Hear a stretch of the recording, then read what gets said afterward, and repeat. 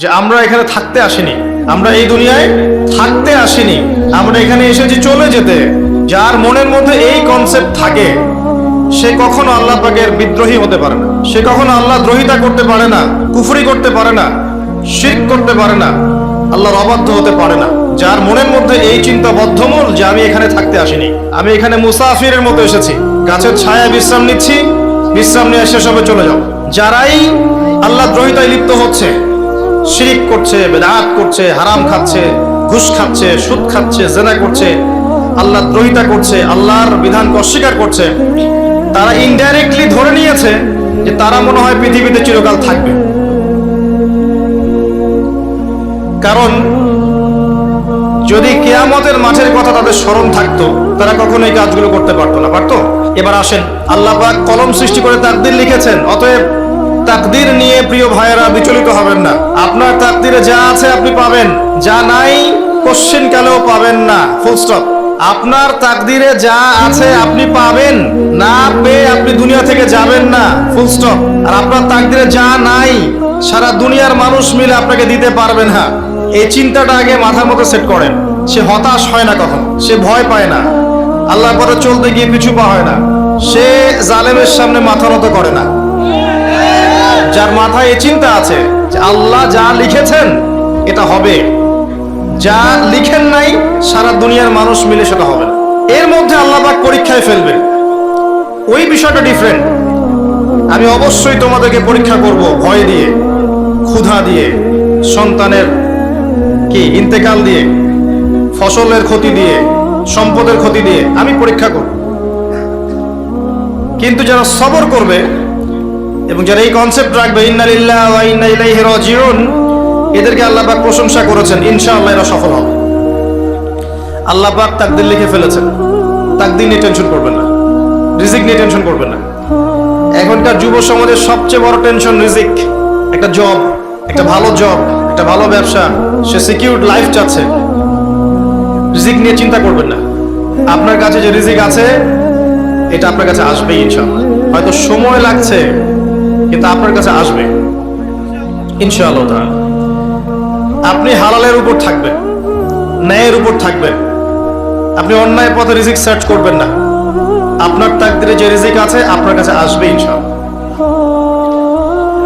এবার আসেন, আল্লাহ পাক এরপরে সৃষ্টি করেছেন মহাবিশ্ব, এই পুরো মহাবিশ্ব তাকদীর লিখার পরে মহাবিশ্ব কয় দিনে? ফি সিত্তাতি আইয়াম, 6 দিনে, মাত্র 6 দিনে আল্লাহ পাক পুরো মহাবিশ্ব সৃষ্টি করেছেন। হুয়াল্লাযী খালাকাস সামাওয়াতি ওয়াল আরদা ফি সিত্তাতি আইয়াম সুম্মা ইসতাওয়া আলাল আরশ। সূরা হাদীদের মধ্যে একটা আছে, তিনি সে আল্লাহ যিনি এই মহাবিশ্ব সৃষ্টি করেছেন 6 দিনে, এরপরে আরশের উপর সমাসীন হয়েছেন। আল্লাহ পাক এর একদিন আমাদের একদিনের মতো নয়, বরং কিয়ামতের মাঠে যেদিন আমরা দাঁড়িয়ে থাকবো এই দিনটা হবে আল্লাহর হিসেবে 50,000 বছরের সমান। মানুষ অস্থির হয়ে থাকবে, বিচার শুরু হচ্ছে না কেন? অপেক্ষা করা কাজটা খুব যন্ত্রণাদায়ক, তাই না? কারো জন্য অপেক্ষা করা, অপেক্ষা করে আছেন, 1 ঘন্টা পর আসবে, এলো না, আপনি অস্থির হবেন। 2 ঘন্টা পরে এলো না, 10 ঘন্টা পরে এলো না, আপনি অস্থির হবেন, পায়চারি করবেন, বই পড়বেন, নাস্তা খাবেন, হাঁটাহাঁটি করবেন, আপনি ব্যাকুল হয়ে যাবেন। অপেক্ষা করা একটা ডিফিকাল্ট কাজ। কিয়ামতের মাঠে মানুষ 50,000 বছর অপেক্ষা করবে, বিচার শুরু হচ্ছে না কি জন্যে? সবাই গিয়ে ধন্না দিবে, প্রথমে আদম আলাইহিস সালাম, তারপরে নূহ আলাইহিস সালাম, ইব্রাহিম, মূসা, ঈসা আলাইহিমুস সালাম। আল্লাহর কাছে একটু সুপারিশ করেন, বিচার যেন শুরু হয় অ্যাটলিস্ট। কেউ কিচ্ছু করতে পারবে না, কারণ সবাই বলবে ইয়া নাফসি ইয়া নাফসি। দূর থেকে একজনের আওয়াজ আসবে, যিনি ইয়া নাফসি বলছেন না, যিনি বলছেন ইয়া উম্মতি ইয়া উম্মতি। সবাই তার কাছে যাবে এবং তিনি আমাদের নবী মুহাম্মদুর রাসূলুল্লাহ সাল্লাল্লাহু আলাইহি ওয়াসাল্লাম সিজদায় পড়ে যাবেন এবং তার উম্মার জন্য সুপারিশ করবেন। উম্মার কবিরা গুনাহগার ব্যক্তিদেরকে সুপারিশ করে তিনি জান্নাতে নিয়ে যাবেন ইনশাআল্লাহ। আল্লাহ তাকে ওয়াদা করেছেন, হে নবী, তোমার উম্মতের কোনো ব্যক্তি যদি শিরিক না করে আমার সামনে উপস্থিত হয় আমি তাকে মাফ করে দেব ইনশাআল্লাহ। হাদিসে কুদসির মধ্যেও আছে যে হে আদম সন্তান, তুমি যদি দুনিয়ার সমান পাপ নিয়ে, আসমান জমিন সমান পাপ নিয়ে আমার সামনে দাঁড়াও, কিন্তু আমার সাথে কাউকে শরীক করনি, তাহলে আমি আল্লাহ তোমার সামনে আসমান জমিন সমান ক্ষমা নিয়ে উপস্থিত হব ইনশাআল্লাহ। 1999 জন মানুষ জাহান্নামে যাবে। প্রতি 1999 জন মানুষ জাহান্নামে যাবে। সহিহ বুখারীর হাদিস 4 বার এসেছে। এখানে ইকুয়েশনটা এমন না যে ম্যাথামেটিক্যালি ক্যালকুলেট করতে হবে, এমন নয়। এটা দিয়ে আধিক্য বোঝানো হচ্ছে। বেশিরভাগই জাহান্নামে যাবে। এই কথা আল্লাহ পাক কিন্তু সূরা আরাফের মধ্যে বলেছেন 179 নম্বর আয়াতে, ওয়ালাকাদ যারানা লিজাহান্নামা কাসীরাম মিনাল জিন্নি ওয়াল ইনস। একই বিষয়ে কোরআন হাদিস পরস্পর মিলে যায়। এখানে একটা বিষয় বুঝতে হবে, আল্লাহ পাক বলেছেন সূরা নিসার মধ্যে, ইন্নাল্লাহা লা ইয়াগফিরু আন ইউশরাকা বিহি ওয়া ইয়াগফিরু মা দুনা যালিকা লিমান ইয়াশা। আল্লাহ পাক তার সাথে শিরকের গুনাহ মাফ করবেন না, এছাড়া যে কোনো গুনাহ আল্লাহ পাক যাকে ইচ্ছা মাফ করতে পারেন। তার মানে যে বেশিরভাগ মানুষ জাহান্নামে যাচ্ছে, তাদের আমল নামায় কোন পাপ থাকতে পারে? কথা বোঝা যাচ্ছে কি? নিঃসন্দেহে তাদের আমল নামায় শিরকের পাপ থাকবে। এটা বুঝতে আপনাকে পিএইচডি করার দরকার নাই। আল্লাহ পাক শিরক ব্যতীত যে কোনো পাপ যাকে ইচ্ছা মাফ করতে পারেন। তার মানে তারা জাহান্নামে যাচ্ছে বিকজ অফ শিরক। যারা মুসলিম তারা দেখবেন আল্লাহকে বাদ দিয়ে মাধ্যম পূজা শুরু করেছে, মাজারের পূজা করছে, কবরের পূজা করছে, মৃত ব্যক্তির ওসিলায় পার পাওয়ার চেষ্টা করছে। মুসলিম থেকে দেখবেন তাকদীরকে অস্বীকার করছে, আল্লাহর হালালকে হারাম করছে, আল্লাহর হারামকে হালাল করছে। মুসলিম থেকে দেখবেন যে হাতে একটা আংটি পড়েছে, ভাই কি জন্য পড়েছেন? এই রোগ ভালো হবে আমার। গলায় একটা বালা ঝুলিয়েছে, কোমরে একটা মাদুলি, ভাই এগুলো কেন? যে এগুলোতে রোগ ভালো হবে। আল্লাহর তাকদীরকে অস্বীকার করছে, আল্লাহর হালালকে হারাম করে নিচ্ছে, আল্লাহর হারামকে হালাল করে নিচ্ছে। দেখবেন মুসলিমরা করছে। এবার মুসলিম জেনারেশন, এমন একটা প্রজন্ম বের হয়েছে এখন, ইয়াং জেনারেশনের, তারা বলছে যে এই মহাবিশ্ব বিগ ব্যাং থেকে সৃষ্টি হয়েছে, আল্লাহ বলতে কিছু নাই। আপনি বোঝেন কি কারণে প্রতি 999 পিপল জাহান্নামে কেন যাবে? কারণটা কি? শিরক। আর এই শিরকটা হচ্ছে আপনার চিন্তায়, আপনার কথায় এবং আপনার কাজে। চিন্তার মধ্যে শিরক। যেমন একজন ব্যক্তি চিন্তা করে আকীদা, যে আল্লাহ ছাড়া অমুকও সন্তান দিতে পারে। এরকম আকীদা নাই মুসলিমদের? আছে। একজন বলছে আল্লাহ কল্যাণের মালিক আর শয়তান হচ্ছে অকল্যাণের মালিক। কথাটা শুনতে খুব ভালো লাগে না? অকল্যাণ হয়তো আল্লাহর পক্ষ থেকে আসে না, আল্লাহ পবিত্র, অকল্যাণ শয়তানের পক্ষ থেকে আসবে। ব্যাপারটা কি এমন? ভালো মন্দ, কল্যাণ অকল্যাণ, দুঃখ কষ্ট সুখ সবকিছু কার পক্ষ থেকে আসে? এমন নয় যে ভালোগুলো আল্লাহ দেন, অকল্যাণগুলো শয়তান দেয়। নাউযুবিল্লাহ। এরকম আকীদা আছে মানুষের। কিছু মানুষ বলছে তাকদীর বলতে কিচ্ছু নাই, মানুষ নিজেই তার কর্মের নিয়ন্ত্রণ। শিরক। কিছু মানুষ বলছে যে ভাগ্যই সব, মানুষের কাজের কোনো স্বাধীনতা নাই। মানে ভাগ্যই সব, আমার কাজের কোনো স্বাধীনতা নাই, আমি কলের পুতুল। চুরি করেছো কেন? আল্লাহ তাকদীরে লিখেছে তাই। সুদ খাও কেন? ঘুষ খাও কেন? রিলিফের মাল মেরে খাও কেন? আল্লাহ তাকদীরে লিখেছে তাই। এরকমও কিছু মানুষ আছে। প্রত্যেক পদে পদে আপনি শিরক পাবেন। আপনি আল্লাহকে ছাড়া সেজদা দেখতে পারবেন, আল্লাহকে ছাড়া মানুষ নজর করছে, মানত করছে, কসম করছে, কুরবানি করছে, সেজদা করছে, দোয়া করছে এবং ওসিলা পূজা করছে যে আল্লাহ বাদ দিয়ে অমুকে আমাকে পরকালে পার করিয়ে দিবে। নাউযুবিল্লাহ বলছেন ঠিকই, কিন্তু আমাদের দেশের বহু মানুষের আকীদা এমন যে আমাকে পরকালে পার করায় দেওয়ার লোক আছে, সমস্যা নাই। শোনেন, পরকালের প্রতিটা সুপারিশ আল্লাহর ইখতিয়ারে। একজন শহীদ, আল্লাহর পথের শহীদ, তিনি কিন্তু সুপারিশ করবেন, কিন্তু তিনি নিজের ক্ষমতায় করবেন না আল্লাহর ক্ষমতায় করবেন। আলেম, হাফেজ, আল্লাহর পথের যারা মুজাদ্দিদ ছিলেন, আল্লাহওয়ালা আউলিয়া মানুষ, নবীগণ, সিদ্দিকগণ, সুহাদা সুপারিশ করবেন নিজেদের ক্ষমতায় না আল্লাহর ক্ষমতায়। আকীদা স্পষ্ট না থাকলে তখন আমল করতে গিয়ে শিরক হয়ে যাবে। আর শিরক হলেই কি হবে? ওই যে বললাম, প্রতি 1999 জন মানুষ জাহান্নামে যাবে। এবার আসেন, আল্লাহ পাক মহাবিশ্ব সৃষ্টি করেছেন কয়দিনে? এই কিয়ামতের মাঠ কত বছর হবে? কে কে সিজদা করবেন, সুপারিশ করবেন আমাদের জন্য? মুহাম্মদ সাল্লাল্লাহু আলাইহি ওয়াসাল্লাম। এবার আসেন, যে নবী আমার জন্য সুপারিশ করবেন, যেই নবী আমার জন্য হাউজে কাউসারে দাঁড়িয়ে থাকবেন, যেই নবীকে আমাকে কবরে দেখানো হবে এবং জিজ্ঞাসা করা হবে মান হাযা রাজুল বুইসা ফীকুম, কতজন যুবক, কতজন মানুষ আর কতজন মুসলিম মুহাম্মদ সাল্লাল্লাহু আলাইহি ওয়াসাল্লামের এই সুন্নাহগুলো আমরা মেনে চলি।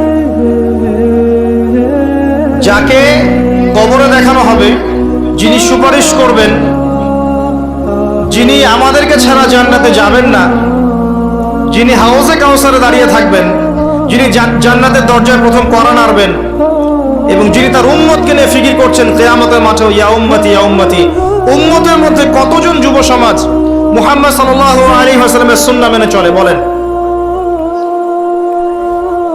মুহাম্মদ সাল্লাল্লাহু আলাইহি ওয়াসাল্লামের উম্মাহ এখন ম্যাক্সিমাম মানুষ নামাজ পড়ে না। মুহাম্মদ সাল্লাল্লাহু আলাইহি ওয়াসাল্লামের উম্মার মধ্যে ম্যাক্সিমাম মানুষ এখন কোরআন পড়তে জানে না। মুহাম্মদ সাল্লাল্লাহু আলাইহি ওয়াসাল্লামের উম্মাহ হয়েও আমরা কোরআনের অর্থ বুঝি না, কোরআনের হুকুম আহকাম মানি না, তার সুন্নাত নিজেদের ব্যক্তি জীবনে, পারিবারিক জীবনে, সামাজিক জীবনে অ্যাপ্লাই করি না। বরং তার আদর্শ মেনে চললে আমাদেরকে মনে হয় আমরা পিছিয়ে পড়েছি। কোন মুখ নিয়ে আমরা তার সামনে দাঁড়াবো এটা ফিকির করতে হবে। আল্লাহ পাক মুহাম্মদ সাল্লাল্লাহু আলাইহি ওয়াসাল্লামকে বলবেন কিয়ামতের মাঠে, সূরা ফুরকান নিয়ে আলোচনা হচ্ছিল না? ওই সূরাতেই আছে। আল্লাহ পাক বলবেন যে তোমার কওমের কি হয়েছিল, কিভাবে বিভ্রান্ত হলো তোমার কওম। নবী সাল্লাল্লাহু আলাইহি ওয়াসাল্লাম শিকায়াত করবেন, ইন্না কওমি ইত্তাখাযু হাযাল কুরআনা মাহজুরা।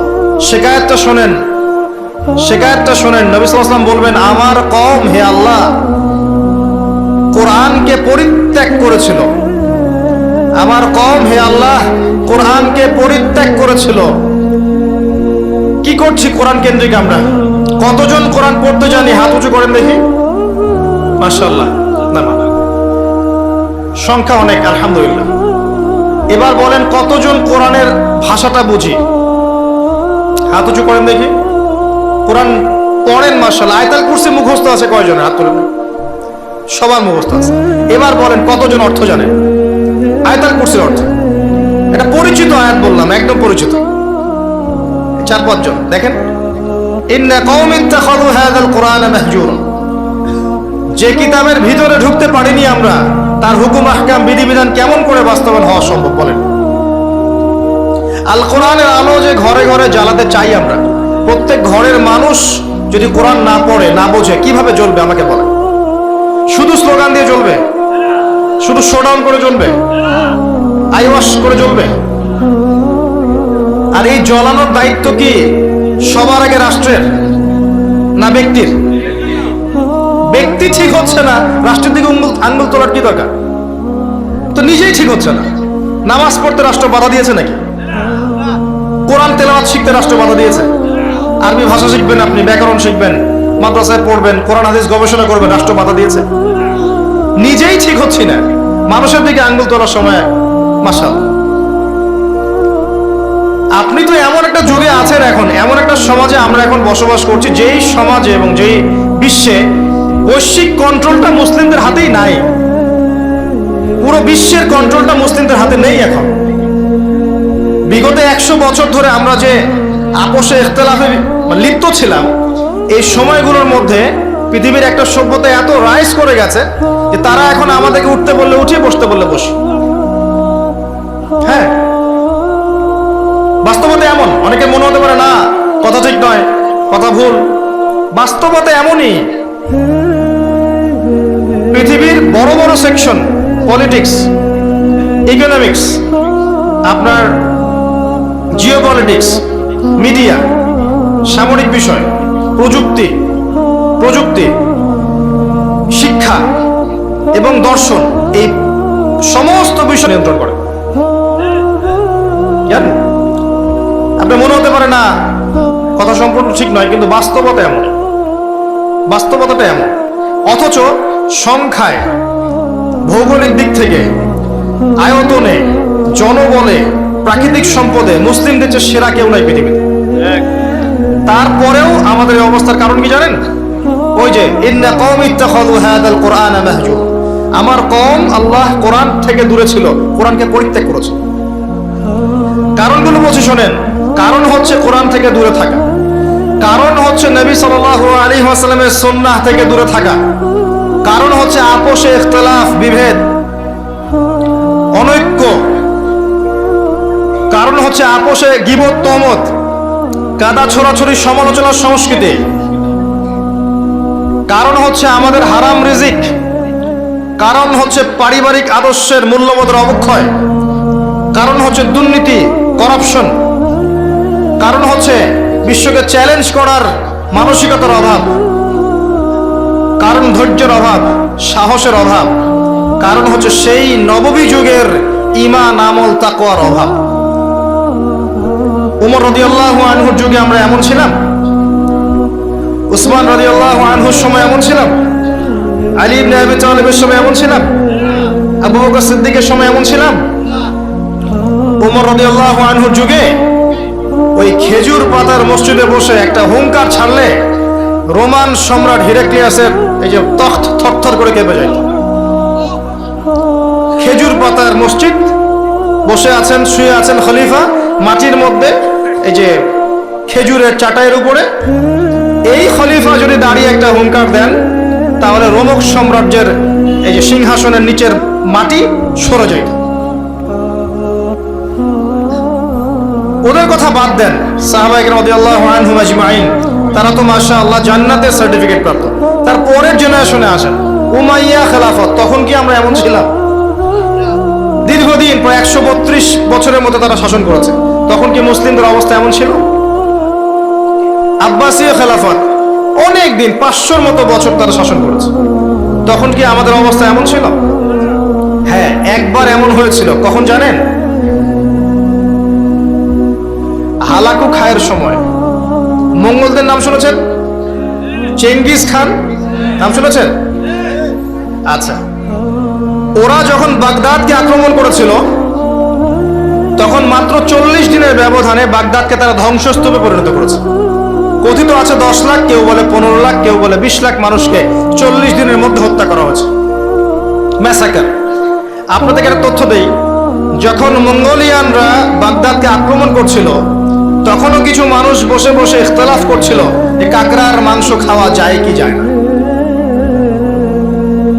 আমার কথা বুঝে আসে না? যখন মঙ্গোলিয়ানরা মুসলিমদেরকে আক্রমণ করছিল বাগদাদে এবং লাশের পর লাশ ফেলে দিচ্ছে, তখনও কিছু মানুষ বসে বসে তর্ক করছে, বাহাস করছে, কাকড়া খাওয়া জায়েজ না না জায়েজ। ওই সময় নিশ্চয়ই এটা গুরুত্বপূর্ণ কাজ ছিল নাকি? ওই সময় গুরুত্বপূর্ণ কাজ কি ছিল বলেন? ওদেরকে প্রতিহত করা নয় কি? এখন যারা মুসলিমদের সাথে এমন আচরণ করছে, এখনো কি আমরা সেই কাজই করছি না? এই মানসিকতা থেকে বের না হতে পারলে কি আমাদের উন্নতি হবে ভাই? মৌলিক কাজে আসেন, প্রচুর পড়াশোনা করতে হবে। প্রথম কাজ, একটা দেশ, একটা সরকার থাকে, প্রশাসন থাকে, জনগণ থাকে, ওলামায়ে কেরাম থাকে, যুব সমাজ থাকে, থাকে না? এটা সবাই এক না আলাদা? এটা সবাই একটা নেশন না আলাদা? একে অপরের শত্রু না মিত্র? একে অপরের ভাই না শত্রু? এটা সবাই একটা নেশন, একটা বডি না? একটা দেহের একটা অংশে আঘাত পেলে অন্য অংশ ব্যথা পায় না? ব্যথা পায়। যদি ব্যথা না পায় তাহলে ওই অংশটা প্যারালাইজ না? অবশ্য আমরা সবাই এক, এই কনসেপ্টটা ভুলে গেছি আমরা এখন। আমরা সবাই মিলে যে একটা জাতি, কনসেপ্টটা ভুলে গেছি। আমরা আপোষে নিজেদের সাথে লড়ছি, ধর্মনেতা আরেক ধর্মনেতার সাথে, এক আলেম আরেক আলেমের সাথে, এক বক্তা আরেক বক্তার সাথে, এক পলিটিক্যাল দল আরেক পলিটিক্যাল দলের সাথে, একটা ধর্মীয় দল একটা ধর্মীয় দলের সাথে। দেখবেন আমরা আপোষে লড়ছি, অথচ আমরা সবাই কিন্তু এক। প্রথমত আমরা আল্লাহর বান্দা, এরপর আমরা মুসলিম, আমরা একই জাতীয়তায় বিশ্বাসী। এখন একটা বিভক্ত জাতিকে দমন করা কি কঠিন না সহজ? কথা বলেন, সহজ না কঠিন? যখন আমরা বিভক্ত তখন আপনাকে আমাকে সহজেই তারা দমন করতে পারবে, কোনো সমস্যা নেই। যদি আমরা ঐক্যবদ্ধ থাকতে পারতাম তাহলে আজকে আমাদের অবস্থাটা হতো না। মূল বিষয়গুলো কি কি? 1 নাম্বার আকীদা। 1 নাম্বার কি? আকীদা। সবার আকীদাগুলোকে পরিষ্কার করতে হবে। আকীদার মধ্যে কোনো শিরক থাকা যাবে না। কি থাকা যাবে না? শিরকি আকীদা নিয়ে আপনি আল্লাহর পথে কাজ করতে পারবেন না, সফল হবেন না। যাদের আকীদার মধ্যে শিরক আছে, শিরকি আকীদা নিয়ে আপনি সফল হতে পারবেন না, এটা সম্ভব না। 2 নাম্বার, আমল ঠিক করতে হবে। আমলের মধ্যে বেদাত রাখা যাবে না। কি রাখা যাবে না? বেদাত রাখা যাবে না, সুন্নত থাকতে হবে। 3 নাম্বার, রিজিক খাবো, হারাম থাকা যাবে না, হালাল থাকতে হবে। না খেয়ে মারা যাবো তাও যাবো, হারাম খাবো না। কথা বোঝা যায় কি? খাবো না, বা 3 বেলার জায়গায় 1 বেলা খাবো, হারাম খাবো না। পারা যাবে ইনশাআল্লাহ। আমি জানি আর কেউ পারুক না পারুক, ইয়াং জেনারেশন পারবে ইনশাআল্লাহ। আর কেউ পারুক না পারুক, আমাদের তরুণ প্রজন্ম পারবে ইনশাআল্লাহ। 4 নাম্বার, পরিবার গড়ব নববী আদর্শে। হ্যাঁ, পরিবার গড়তে গেলে অনেক ঝামেলা। দেখবেন মা কথা শোনে না, বাবা কথা শোনে না, বা স্ত্রী কথা শোনে না, আপনার ভাই কথা শোনে না। পরিবার সবাই যে আপনার মতাদর্শের হবে এমনটা যথেষ্ট নয়, মানে এমনটা জরুরি নয়। পরিবারের সবাই যে আপনার মতাদর্শের হবে এমনটা জরুরি নয়।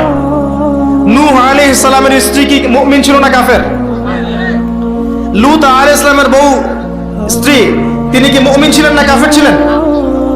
নূহ আলাইহিস সালামের ছেলে কি ছিল? নৌকায় উঠেছে, বলেছে আমি পাহাড়ে উঠে যাব, ওখানে আমি সেফ। মুহাম্মদ সাল্লাল্লাহু আলাইহি ওয়াসাল্লামের চাচারা ঈমান এনেছিল? তাকে বের করে দিয়েছে দেশ থেকে। আপনার অনেক ক্ষেত্রে এমনও হয়েছে, সলফে সালেহিনদের ছেলেরাও অনেক সময় অন্যায় করে ফেলেছেন, তারা নিজের হাতে বেত্রাঘাত করে শাস্তি দিয়েছেন, দেন নাই? পরিবারের সবাই, ইব্রাহিম তার পিতা কি কথা শুনেছে?